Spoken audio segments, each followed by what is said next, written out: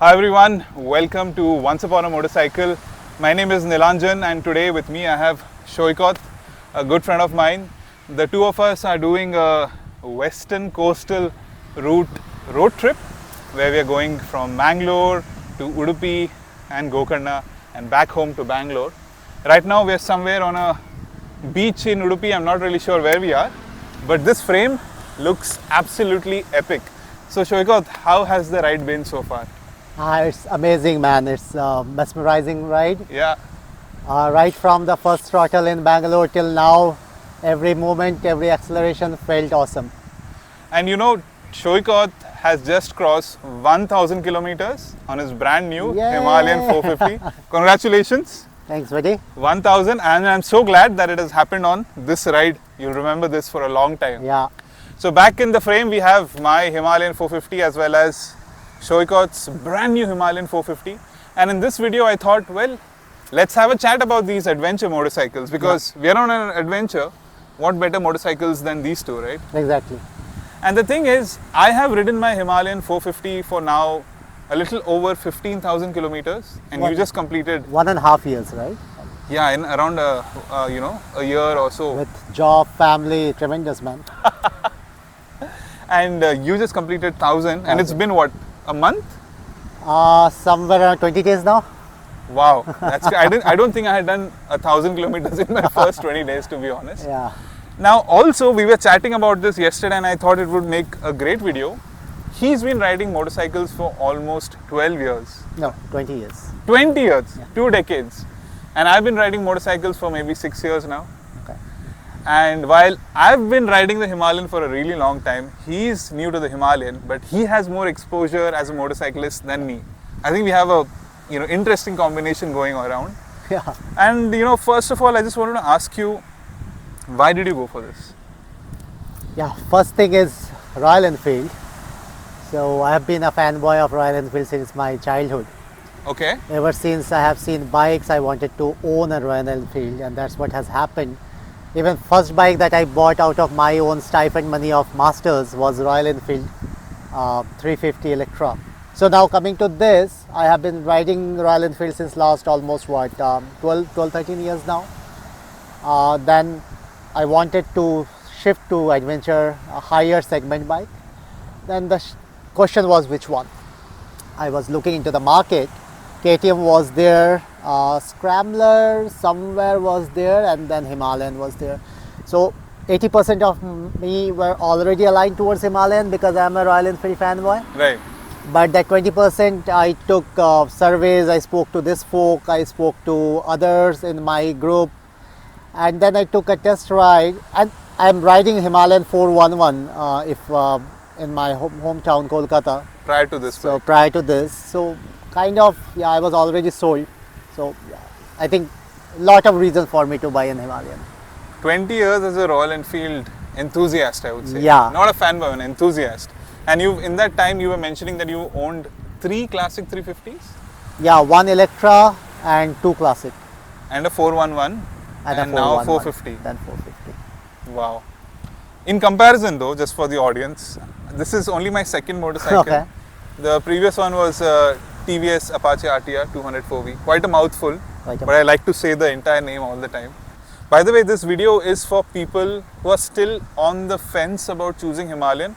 And honestly, we're going to touch upon a lot of the things that people talk about these motorcycles online and how much of that is true, having ridden that. And we've done an extensive road trip here. We've ridden through Western Ghats, we've ridden on the beaches here, through villages, highways, and it's particularly warm. It's around 35, 36 degrees Celsius. Yeah. So, it's been very challenging conditions. So I think we can give you a good insight on who this motorcycle is for and who it's not for.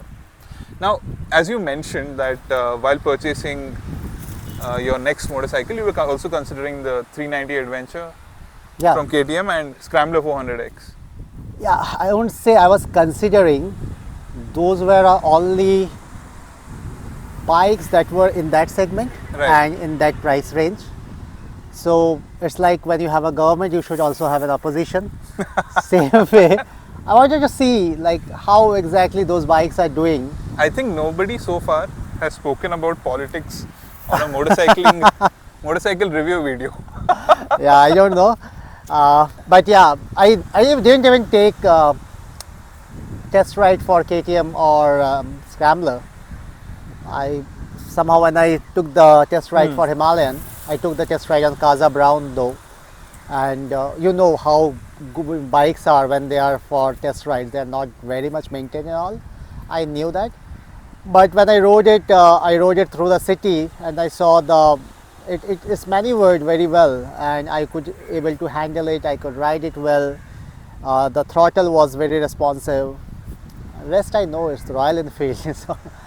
So I have a slightly different experience to yours. Okay. Now, before purchasing this motorcycle, rather, I had no background with Royal Enfield, to be very honest, right? Okay. So for me, it was a much larger, I would say, laundry list of motorcycles to go through, and I did that for a period of 2 years, where I actually rented out bikes so that I could go on long tours with them. Yeah, but that's a very good thing, right? So I'll tell you, I need to pause you for a minute. Yeah. So when it came this discussion, renting out or rather than doing test ride you do for what, 10 minutes, 15 minutes? To know a bike, to understand a bike, is it fitting your requirement or not? I think 10-15 minutes are not very much appropriate. You need a longer time. Best way, if you're really keen, rent it. Yeah. Go for a ride, longer rides, and see how you're feeling. I think that's the best way to test a ride rather than a test ride. Test ride, I don't think that can do much of. I agree with you. It's just not enough time. Yeah. Which is why I used to take out these motorcycles for a day long or multi-day long tours, and I test rode in that sense. Test rode a KTM 390 Adventure, Classic 350, Scram 411, Himalayan 411, SD Adventure, SD Scrambler. Oh my God, that's a huge list. And then I landed on this. Well, the reason I landed on this, very, very short answer, because this was the wife, the motorcycle my wife picked. Okay. But also, it's the one that I End of felt. discussion, guys. Review that- ended yeah, here. that's it, right? I'll just ask your wife which motorcycle you want. But there were a lot of things that I really liked about it, and some things, of course, now that I'm an owner, I wish they could have improved upon. So we'll talk about those. We'll talk about some frequently asked questions, and hopefully this video will give some more perspective. Yeah. But it was important to set a backdrop of how we arrived Exactly. at these motorcycles, so you understand where we're coming from. Exactly. Okay, one thing that everybody on the internet who diss against Himalayan have to say, that it is a top heavy motorcycle, and just for context, I'm 6 feet and you are 5'8". 5'8". So vastly different body types. But question number one, do you think Himalayan 450 is a top heavy motorcycle, meaning you feel that the top of the tank is heavier while maneuvering in slow speeds or in high speeds, you feel that the bike will tip over? What do you think? No, while the bike is on the go, you will not feel anything, even at the speed of 10. You will feel it when the bike is stationary and you are trying to take a U-turn, or you are trying to take the bike in the reverse direction. That's where you will feel the pain. On the go, it's fine. So now people who are not into this segment of 400cc or 450cc segment bike, you come directly to 450cc. This is a 200 kg bike, 196. Till now, if for example this folk was riding a 150cc bike, 200cc bike before that. This is a double, more than double that he has shifted to. I'm pretty much sure he would have felt that heat when he started. So now that expectation should be you are making a jump. Yeah. You And can't this- have it behave the same way as a lighter Exactly. motorcycle, right? And this bike is designed to be top heavy. It's not by mistake. Engineers designed it top heavy so that the weight should be at the front, because it's adventure and tourer at the same time. Right. Now, buddy, for me, I'm riding Classic 350 since last 13 years. Classic 350 is 195 kg. The weight distribution is very good. That's the reason you don't feel the weight. But do you think the same manufacturer is doing a mistake by creating a bike with a top heavy feature in it? The reason is it is to be like this. And I believe people who see other videos and reviews and you are going for this negative aspect of it, don't go for it, because this top heavy nature will keep you grounded while you are on the highway, while you are at 110, 120, 125 cc speed. So I believe, yes, while it is stationary, while moving it, doing a U-turn, doing a right turn, you might tip over, you might fall, or you might feel the heaviness. On the go, it's smooth, it's ice cream. Yeah. Also, I think just added to that now, since I've been riding this motorcycle for almost over a year and a half now, I can tell you that even taking the U-turns or the sharp technical turns at very low speed is just a matter of practice and body balance. You know, just the ability to shift your weight out in the opposite direction, turn the handle and do it. I think if you spend enough time, even that initial sort of friction of it being top heavy goes away. Goes away. I agree. Awesome. Okay, second very popular question, and probably this is not exclusive to the Himalayan, but to all Royal Enfields. Vibrates a lot. What do you think? Classic, yes. Classic 350, you go beyond 90, you get a massage, a spine massage. This one, I don't know, it's with my bike, I am fortunate, I don't know, I have heard so much of a vibration on this bike. I rode it for almost 1000 kilometers now, 500 on this particular tour. I am doing highways, I am doing off-roads, I am doing small stretch. When I started in Bangalore 2 days ago, I started with eco mode. I wanted to see how it performs eco mode. So eco mode at around 90-95 speed, this was vibrating. Okay. Somewhere around 90, I can feel the buzz. So then we stopped, and yes, Royal Enfield, please have something on your bike so that it remembers my choice. I have to go back and change it every time. So now when you stop it, you shut off the engine and you start again. It goes back to performance. So I started performance, and post that 400 kilometers, no buzz, not even buzz. A slight buzz I can feel at my foot pegs and a bit on my hands, but then I'm riding a 450cc engine. Right. I'm not riding a scooty, man. It's character. It's character. It's character of the motorcycle. And guys, enjoy this vibration till the next generation when you start getting electric bikes with no noise in the engine. So then you will miss these vibration and the sound. I know you guys are saying this guy is a fanboy. He will say everything in favor of Royal Enfield. Trust me, there are many things which are not. He can post my video link where I took the delivery. You can see the things did not go well for me for Royal Enfield. But these things, yeah, I'm sold. And on this point about electric bikes, so I actually work in an electric manufacturing brand. Correct. Yeah, we make EV two-wheelers, and I can say yes, you know, that feel of riding a petrol-powered engine, a motor, it's going to go away very, very soon. And I think, you know, it's not a negative thing, it's just the whole character. That's how the of ecosystem, it's like AI. Awesome. Okay. What do you think about heating? Now, I will just set a little bit of context. Yeah.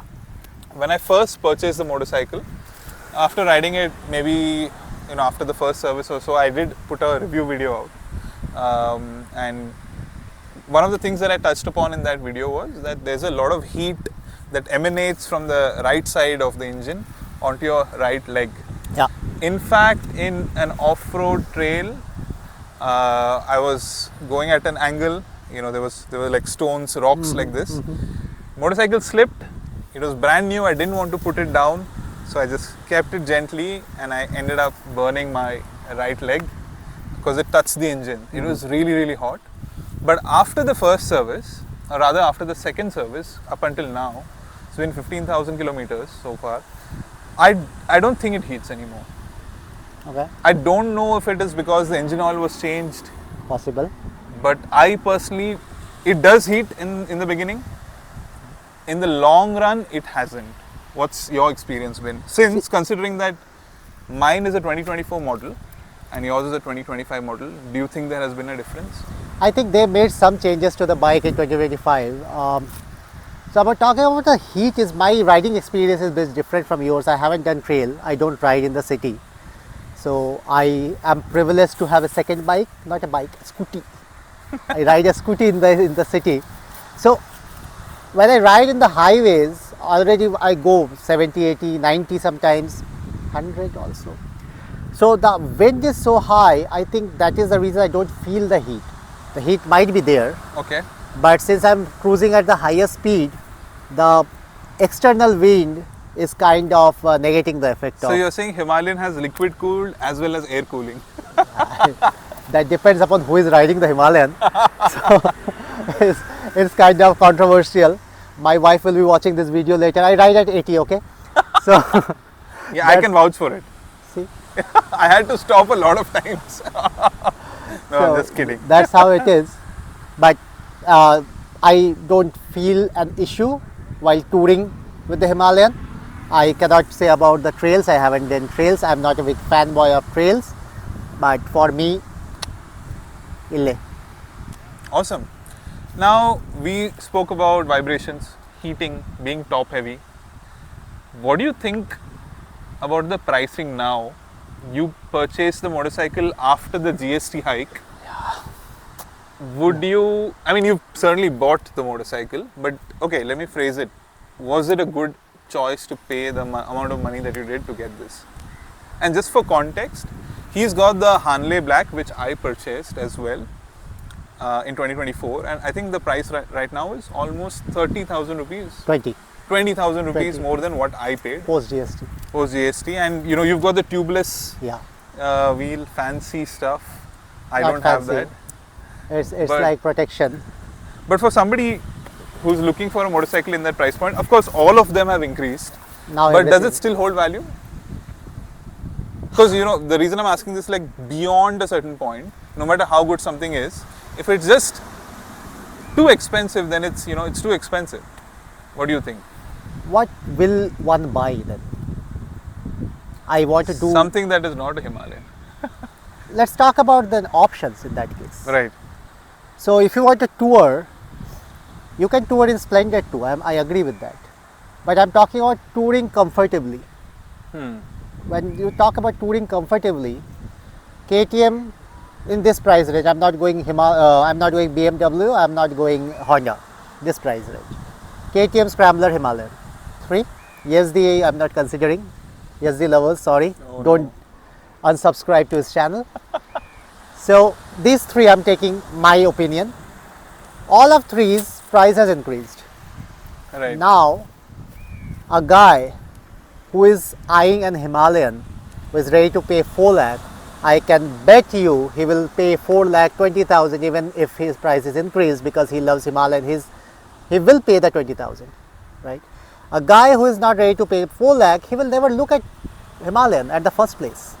And you know what you said also kind of, you know, I recently rode the Triumph Scrambler, which was your friend's. No, that's Speed 400. Speed 400. And it's a relatively expensive motorcycle, Somewhere around 3 on road. but it felt cheap Yes, it does. in terms of the fit and finish. in Because terms if you of- are watching this, we love you. I don't even know who he is. I rode his motorcycle. No, you know. We rode once to Okay. that Buddha village. Thanks, bro. Yeah, very nice motorcycle. But yeah, it felt cheap. And you know, you got this, and I remember like I saw it. It looks the money. Yeah. Mine looks the money still. You really get a lot of, I think, high level of quality, good electronics, a good package for the money you pay. Yeah. I unfortunately did not find the same thing from Triumph. Yeah, Triumph. Okay, now talk about this one. If you go even compare with 650cc of Royal Enfield, this is premium, Right. right? Yeah. Triumph 400 and Scrambler are the beginner level Triumphs. You understand the difference? Yeah, and I'm talking specifically about Speed and Scrambler 400. Yeah, so these Yeah. are beginner level Scramblers, Triumph. The Triumph has higher levels as well. I understand. So you're saying that since these are entry level for Triumph, Yeah, they're not that well Exactly. made. They are well made, but they don't feel well made, is what I'm Exactly. trying to say. Whereas for Royal Enfield, This is a premium offering from them. Makes sense, and that's fair. And the reason it's premium, or I will say you why Royal Enfield treats this premium, this is tested in Himalayas. This is tested in, I believe, Turkey or Spain, one of the country. And now also here in Western Coast. This is We this have is tested sold this. already. They don't need to test anymore. No, I mean, Enfield, if you're listening, some sponsorships, please. So Just to fund our next ride. they have spent a fortune on testing this bike. So have we. I have spent my entire PF. Okay, so I believe the comparison doesn't even stand, man. Sure. Got it. So, if you like it, You are you will buy it. comparing a younger brother to an elder brother of some other family. Some other family. Yeah, Okay, interesting. Never thought about it that way, but you will learn. Don't worry. yes, I'm learning a lot now. Okay, so we've been speaking about some common misconceptions. Yeah. Let's talk about what you personally have liked on the motorcycle so far. And then I'll tell you what I like, because it's my video, guys, it's my channel. He's not asking me questions, so I will ask them myself. He has a script, man. I don't have a script. Okay, so first thing first, the seat, the stock seat. Mine is the stock seat. People told me that it's not good. He told it's good. There are folks who told me like go for tourer seats, which is available in the market and you can buy from Royal Enfield. So I wanted to give it a try. I rode it for almost 500 plus kilometer. One day one we rode for 400 plus kilometer continuous. I don't feel anything. It's like pillow for me. Yeah. Maybe the reason is I squat and all. I have my body trained for it. So maybe the glutes are stronger enough. That is one of the possibilities of people who cry for tailbone pain and butt sore, all this thing. Go to the gym, try squatting for a month and then try this stock seat. I think you will not get the issue anymore. You will save some money. So that is one thing. Just operating the Himalayan is a workout. If you go to the gym, you'll be better equipped at it. So it's standing over there right now. We have to take it out later, and I don't know if I can show you because we need both of us to take one bike out first and the second. It's a workout. So this Just for context, we are like at a top of sort of like a overhanging a cliff, Yeah. and it's sandy on top of it. And we just put the motorcycle on the side stand, and my bike just started leaning this way. You see how tilted it is, his bike, because it's all sand here. Somehow we wish by the time we are making the video, you guys are watching, we are talking and the bike tripped. Maybe the bike is slowly Possible. I hope So not. we need to make it fast. I am thirsty as well. The things we do Yeah. for content. So Okay, so I have been using the rally seat yeah. with the rally rear mudguard and the whole shebang There's been what, 200, 500? No, 500 already done. 1,000 kilometers now almost. on this trip. Yes. No, on the rally. For me, Yeah. I've been using this for the last 8 months. Oh, it's been a while. Yeah, it's been maybe out of the 15,000, I have done probably 10,000 on the rally seat. Oh, That's how much I've been riding it, good. and it's fantastic if you're riding solo. Uh-huh. If you have a pillion, if you're married and you have a pillion, then it's good to remove the seat. What about girlfriend? No need. Girlfriend might sit a little closer, which Oh, is okay. good. But you'll have arguments. Okay. It's not at all friendly for a pillion rider. Last night I sat. Yeah. Don't go for it if you want to have a lovely relationship with your partner, With your pillion rider. whoever it is. The stock seats are the best. I would rate the rally seats second, but number one for the rider itself. And great if you're doing technical terrain riding, trail riding, off-roading. When It's you're off, perfect. when you're off saddle most of the time. Yeah. Touring seats, I haven't used them, but I haven't heard a great deal about them. So I'm not really sure. Don't want to comment about it. Yeah. Okay. Another thing that you went for the tubeless spoke wheels. Yeah. And I still have the spoke wheels. And although they're available in the market, they're within the budget, although the price increased. But I still don't want to go with them. I have my reasons, but I like to know yours first. Mine is safety and security. The sureness that if it gets punctured as well, I can easily mend to it. So for a tube, to repair a tube, you have to take out the tube, fix it and push it back. Then you have this Motul and other liquids. I gave you one. Yeah. I was using that while I was riding Classic. I don't know how good they are. I have seen few videos, they work. I have seen few videos, they do not work. So I don't know. So for me, taking tubeless was the only reason is even if there is a puncture, anybody can just poke a rubber inside it, fix it, and I put air, I can go back home, right? Himalayan is a new bike, new technology. There are so much thing ABS, falana dhimkana going on over there. A roadside mechanic, he might not be very equipped. And I have heard horror stories about roadside mechanics taking out the wheel and the alignment has gone bad or the disc has misaligned. There are n number of things. I didn't want to take that risk. And one more thing is tubeless. Earlier the misconception was alloy wheel is not as good as rim, but this tubeless is a rim tubeless, right? So where is the bad deal? Yeah, but on that note, why I didn't go for them is, so the stock wheels, the spoke ones, at least on the Hanley Black, are made by Excel. Okay. Which is a Japanese company, and the rims from Excel are actually used in multiple, high competitive rallies. You have them in your Africa Twins, and this is from the same manufacturer. Whereas the tubeless type spoke rims that you have are made by Acront, which I think is a Spanish company, but I think they manufacture out of China, which is not a bad deal. But I think in general, there is a lot more awareness about Excel being sort of like a premium heavy duty rim. And for the kind of riding that I have been doing, where I'm bashing this motorcycle regularly and it's bashing me back as well, it's a very healthy relationship between the both of us. They have just stayed. I've had 3 punctures though in the last 16-18 months of ownership. Out of which 2 was on the same day. Yeah, 2 was on the same day. Like I got one puncture, fixed it, 10 kilometers later the same wheel just. And I think that was because the roadside mechanic didn't fix it properly. And what you said is actually a legit risk. Yeah. But I didn't go for it yet because there isn't much information about the durability of Acront wheels as much as there is about Excel. So that's one of the reasons. Yeah, makes sense though for me. The same way we are choosing bikes. So this guy is a bit finicky about the wheels.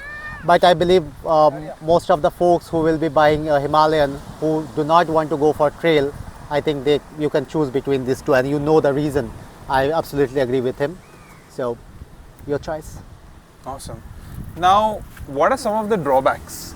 I know, we are big fans of the motorcycle. Yeah. In fact, just pausing you there, we were we were just leaving Mangalore to come to Udupi. Yeah. And, we were fully kitted. We are not in our full riding gear right now because it's too hot. And we wanted to make this video, but, we were riding with the whole, astronaut look. And somebody asked us that, do you guys work for Royal Enfield? Yeah. And I have got several DMs on Instagram saying कि अरे आप तो Royal Enfield के लिए काम करते हो. The reason is you are wearing the full kit of Royal Enfield. Probably, but we do not work for Royal Enfield. Rather, we make them work for us, right? I don't know how much they work after they're selling the bike, but yeah, talking about drawbacks, bike is one thing. Then what makes a company a great company is the after sales support or the service. And now these corporate folks who have sold the bike, who have sent the bikes to the service center or not service center, the showrooms, the dealership, they do not know the picture that's happening in the front. The reason Royal Enfield is a blockbuster seller is because we trust you guys. Now your seller and your service folks are not paying that much attention to your brand reputation. So if anybody in Royal Enfield are watching this, make sure your dealers, your service center folks are aligned towards a goal for your company, else people will stop choosing you over others. I'll tell you my story. It's pretty interesting. I heard this. And well, he purchased the motorcycle from the same showroom that I did. Yeah. And both of us had vastly different experiences. Yeah. So mine is pretty straightforward. I went to the showroom, I took the test ride, I came back home, I paid them the advance 20,000. They took advance non-refundable because I took the tubeless wheel. So now they called me after 7 days saying that the bike has just been dispatched, you make the full payment. So the full payment amount they gave me, I made the full payment as well. So now I have 20,000 extra given to them, and the amount which I paid them in full also contained or included the engine guard, the big engine guard, which comes at around 4,500. Now technically I have 2,450 rupees extra given to them. So I knew that this is going to, I will buy some accessories, I will buy something or the other, and I will see later. I didn't pay much heed of it. So while I went to take the delivery of the bike, this salesman of this showroom, I'm not taking name. no, I think you should. So he works for the Technic Motors in Ranagar. So this guy, he thinks he's very cunning, he thinks he's very smart. So I asked him, did you do the PID? He said, yes sir, done, take the bike. I was very happy. I went on the day of Diwali. So my family was after my life that you cannot go on Diwali, it's the way I have to do this. I still went. This guy, sir, everything is done. I owned 4 Royal Enfield before this. So you know that you need to, I also do a PID yourself. No. It's about when you have so many bikes, you know where you can see things which might not be as per your expectation, or there could issue of getting damaged while transportation. Makes sense. So I straight away went and saw the headlight, there was a scratch. Dent, sorry, not scratch, dent. Then I saw the visor, there was a scratch. Point is, I asked that guy, what's this? He said, it's not there, it just happened in front of my eye, I did it. Then they say, okay sir, what we'll do is, you take the delivery, we'll change it. Okay. So when you say this to someone, you take the delivery, we'll change you, what do you think? What do you understand? That now they will change, right? Right. So they did all this fancy stuff of putting the clothes on the bike, then you will all this that happen, you have seen in the reels. So just before pulling the cloth, I asked him, we will do it today, right? The headlight and the visor change. No sir, that will come from the company and then we'll change it. Tell how long? 7 days. I'm not taking the delivery till this is done, because these people, once you've taken the delivery, they forget you.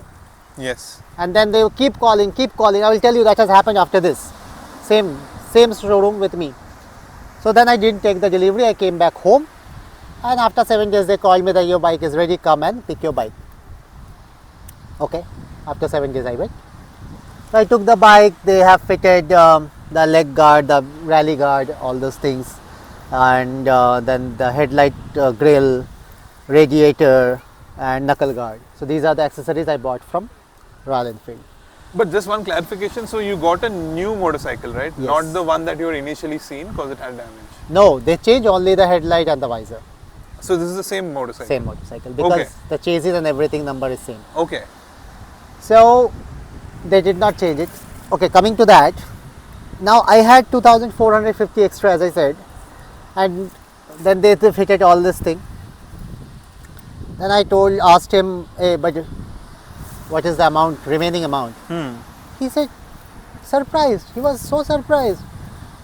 Remaining amount? How is it possible? We have given so many things to you. It's adjusted. Everything is settled. I like, either I owe you something or you owe me something. It cannot be 100% settled, right? Even if it is rupees 10. Okay, you go and check with the accounting. Okay, I went. Believe me, 5,940 rupees is what they need to pay me. Oh. Now the accountant, that lady, she told, sir, give your account number, give you this, give you that, and this amount we will take approval and we will pay you in a week, or you take something from our showroom. I already had everything I had, or whatever they have in the showroom, jackets, pants and everything. I didn't need anything. I said okay. So I waited for a week and then I called them. They said tomorrow. I called next day. They said tomorrow. It's like tomorrow never comes until it's too late. So this cycle, vicious cycle, kept on happening for 10-15 days straight. And this is for 5,000 rupees that they were not able to refund. Yes. Wow. Every time I call them, tomorrow. I went to the showroom thrice, tomorrow. So finally, and also they were not doing my registration work. Right. So I bought this bike on 31st of October. I bought a scooty at around 10th of November. I got call from the scooty dealer 15th of November, your documents are ready, your engine, your number is ready, come and collect it. 5 days. Wow. It's been almost a month, 20 plus days now. These guys still do not have my number ready. The reason is they are holding your money and they are not paying it to the RTO. They pay to the RTO around 10-15 days after you are paid to them. Right. You see how much money they are holding for the n number of customers. I am not going to the interest part and all, but this is what they have been doing. Finally, 2 days back, I again went to the showroom with one of my friends. I said, see, tomorrow if this amount is not credited, I will take something from your showroom and only return when I get my amount back. I'm sorry I had to do that. They were thinking I'm an outsider in Bangalore and they can do anything to me and I will not retaliate. Also, I mailed Royal Enfield, they gave me a case number. Right. What I'll do with your case number, man? So have you got the refund yet or not? Finally, 2 days Ago you before, I finally got the refund. So it's been 20 days. But your motorcycle has not been registered yet. Not yet. So, I got a call from RTO day before I came for this trip that everything is done and in the next few days you will get all the details. So Awesome. almost 20-25 days. My 5 experience lakhs. was different. Okay. I was told motorcycle has arrived. Uh-huh. I said, okay, I'd like to come and take the delivery of it. They said, sure, why don't you make the full payment? I was like super excited, made the whole payment. When was about to take delivery of the motorcycle, just called them to double check. And then they're like, oh, you know what, the motorcycle that has come, we did a pre-delivery inspection and the key set, that is a key, is not unlocking the bike and the rear seat. So we can't give it to you. I'm like, okay, cool. Like, thank you so much. You checked that. Super happy. But now I've made the whole payment. So when do I get the bike? A week's time. Okay. Week later, one more week. And that way I waited for 90 days before I made the full payment. Guys, 90 days. I wait 90 days after making the full payment. How much is the interest of 5 lakh rupees on 90 days or 4 lakh rupees on 90 days? Will Royal Enfield give us an Himalayan for 90 days without any payment? But yeah, I mean, that happened. And I mean, I had to finally escalate it to Royal Enfield, like the corporate entity. And at that point of time, I got a call and they said that we are sending 2 Harley Blacks straight from the factory to the showroom in a truck. It is going to arrive tomorrow. Please come and select anyone that you like. Next day I went, there was a truck, it had unloaded 2 motorcycles and I just chose one and I made the right choice. But yes, that was a hassle. There was another Royal Enfield showroom, by the way this was Technique Motors as well, and there was another Royal Enfield showroom. I don't want to name it because I give my motorcycle for servicing. They do a good job servicing, but their purchase experience was horrendous. They lost my driver's license because I had to submit it for a test drive, and when I came back they had given it to somebody else. They eventually got it back for me, but very, very weird what was happening. And as Shoykot mentioned, these kind of things don't give you confidence. Motorcycle is great, but one thing that we see nowadays, even in our riding circle, a lot of folks who purchase a new motorcycle, they invite everybody to go there on the day of delivery, they have like a grand event because they're so confident that the bike is going to be spotless, fine.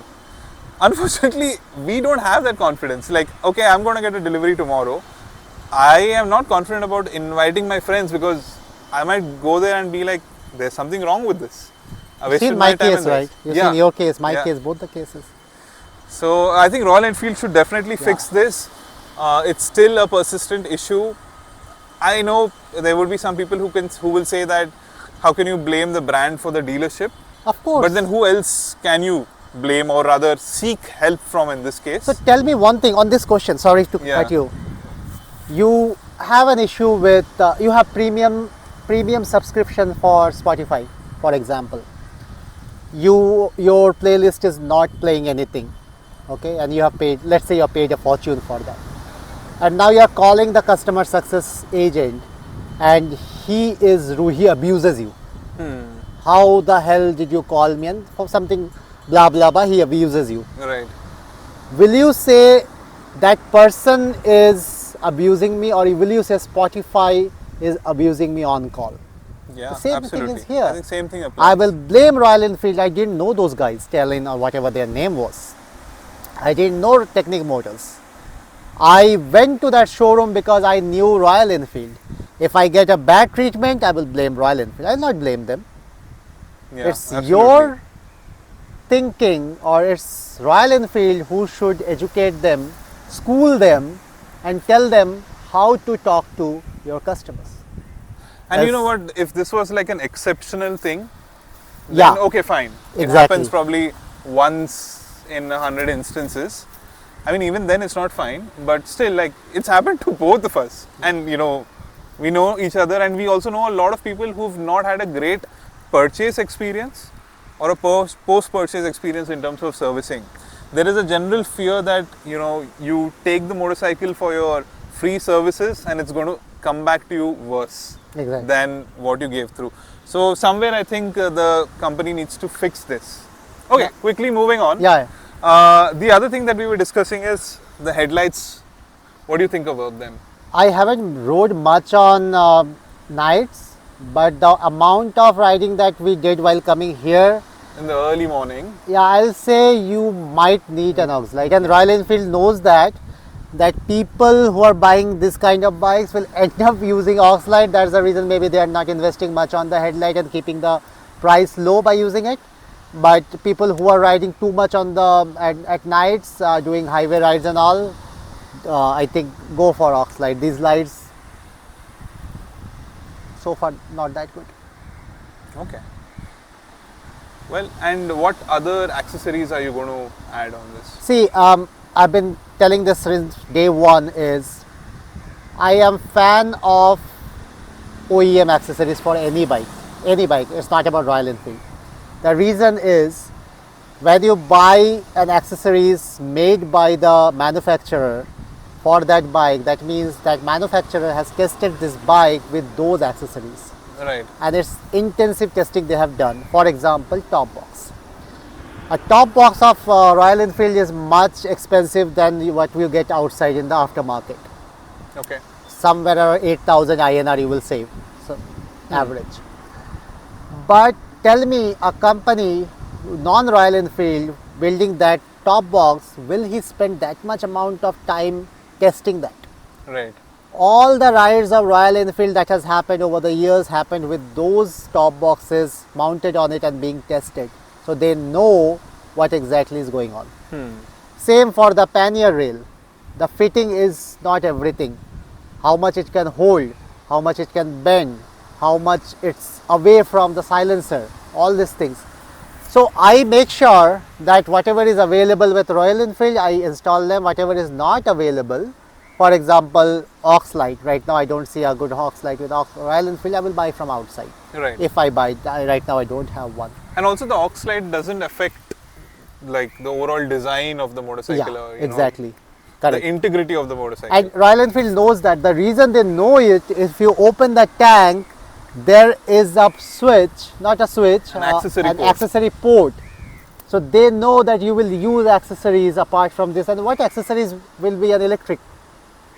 Aux light, right? Royal Enfield do not give you warranty for using Fuel-X. Well, if you use Fuel-X or any such enhancer, warranty is gone. So they will not use a port for these kind of things. So if they have given the port, it's for aux light. Go and use that. But you can also use your Fuel-X with that accessory port. You can use that. Yeah. You just- can use that, just but the warranty will be voided, guys. We don't use it. We don't use it. We don't use it. We don't have money left after buying this. Money left. Left. How are you funding these trips? I work for a company. So apart from riding endlessly, following a 6 feet guy on a Himalayan. I have a job for folks. I work for bread and butter of me and my family. I think on that note, thank you so much for having this conversation. Yeah, this is awesome. I think it was loved really good, and guys, the setting here is fantastic. We've been doing this ride from Bangalore to Mangalore, Udupi, Gokarna. It's all going to be up on Shoykot's YouTube channel. Yeah. Explore with Shoy, I'll put it in the link. the Himalayan boy. Tududum. So he wants to cut the video short because he wants to capture the sunset. Yes. So we need to rush, guys. Bye. Okay, bye. If you like this video, please smash that like button, subscribe to the channel, and leave your questions in the comments below. We'll be sure to answer them. Sure. See you in the next one. Till then, take care. Yo.